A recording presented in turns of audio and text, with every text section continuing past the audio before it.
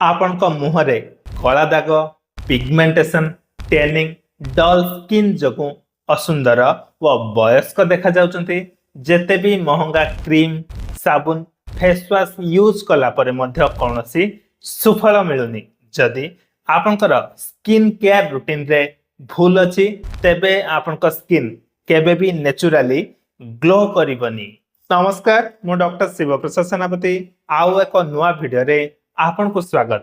आज आपन को सह शेयर करिबी प्राकृतिक भावे स्किन को किभली ग्लो करिवे सुंदर और सुस्थ स्किन पे कौन खाइबे कौन खाइबेनी केउ भूल अभ्यास आपन को स्किन को नष्ट करुची एवं वीडियो शेष रे एक मैजिक साबुन विषय रे कहबी जहा कि आपन को फेस रो डार्क स्पॉट टैनिंग पिगमेंटेशन को दूर करिबारे सहाय्य करिवो। गोटे कथा मन रखतो केवल जे एक्सेसिव सनलाइट एक्सपोजर आपन को स्किन को डल डस्की करुची ता नुहे आपनकर डेली जीवनचर्या मध्य आपन को स्किन को नष्ट करुची जेमिति कि पॉल्यूशन स्ट्रेस निदर अभाव शरीर रे जलीय अंश कमी जिबा अत्यधिक मीठा व मीठा जातीय खाद्य खाइबा जंक फूड हार्मोनल इम्बैलेंस व बैड स्किन केयर रूटीन ध्यान दियंतु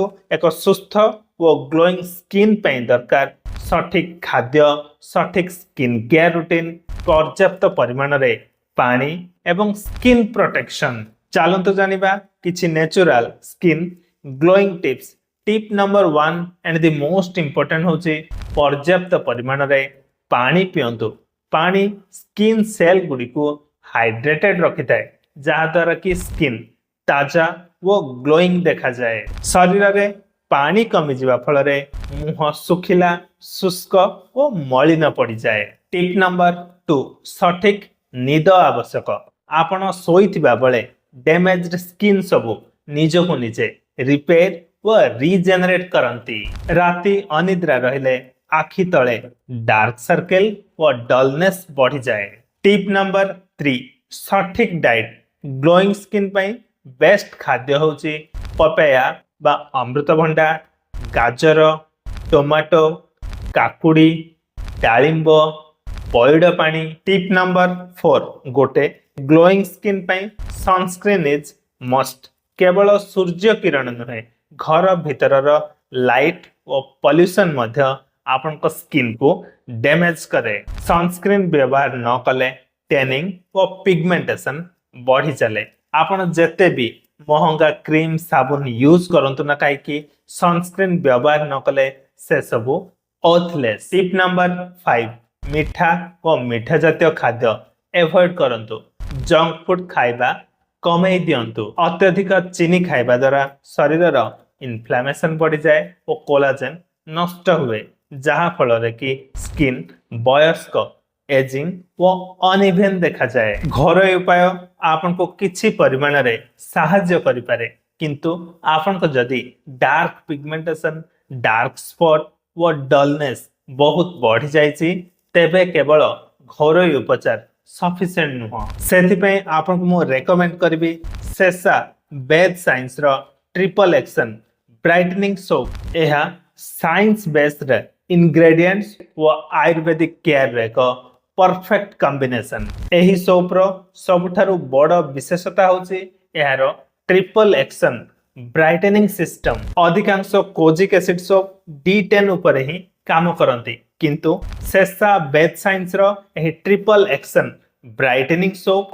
आपनकर पिगमेंटेशन कमाइबो डार्क स्पॉट रिमूव करिवो ता सहित टैनिंग को मध्य यथेष्ट कम करिवो। एथिरे थिबा मेन इंग्रेडिएंट्स होची कोजिक एसिड एवं आर्ब्यूटिन। एहा मेलानिन प्रोडक्शन को कमई थाए जहा द्वारा कि डार्क स्पॉट देखा जाएनी। Number 2 niacinamide.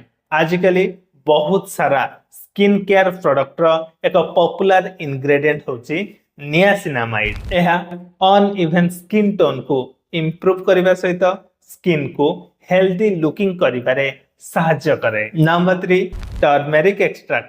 हळदी को बहु वर्ष धरी स्किन केयर प्रोडक्ट रे व्यवहार करा जाउछि। एहा पॉल्यूशन व एनवायरमेंटल एक्सपोजर जो होउथुबा डलनेस को कमेबारे साहाय्य करे। नंबर 4 गोट मिल्क प्लस सी बटर अधिकांश कोजिक एसिड सब स्किन को ड्राई कर दियंती किंतु एथिरे थिबा गोट मिल्क एवं सी बटर स्किन को एक मॉइस्चराइजर इफेक्ट दियंती ता सहित स्किन सेल को नरिशमेंट प्रदान करंती। किभली यूज करिवे ना बहुत इजी। प्रथमे शरीर को पानी रे भिजांतो साबुन नहीं हल्का लगांतो तापरे मुंह और शरीर रे भलसे मसाज करंतो किछि समय छाड़ी पानी रे धोई दियंतु। एथिरे रहिछि क्लिनिकली प्रूवेन एक्टिविटीज ता सहित एहा समस्त प्रकार स्किन पाई मध्य सुटेबल। आपण मध्य जदि मुहर कला दाग टैनिंग कमे पे चाहउचंती मुह को नेचुरली ग्लो एट्रैक्टिव और स्मूथ रखिया पे चाहउचंती तेबे आपण यूज करि परिबे सेसा बेड साइंस रो triple action brightening soap. Purchase करबा पे लिंक मु वीडियो डिस्क्रिप्शन रे दे देबी कमेंट सेक्शन रे मध्य पिन कर देबी।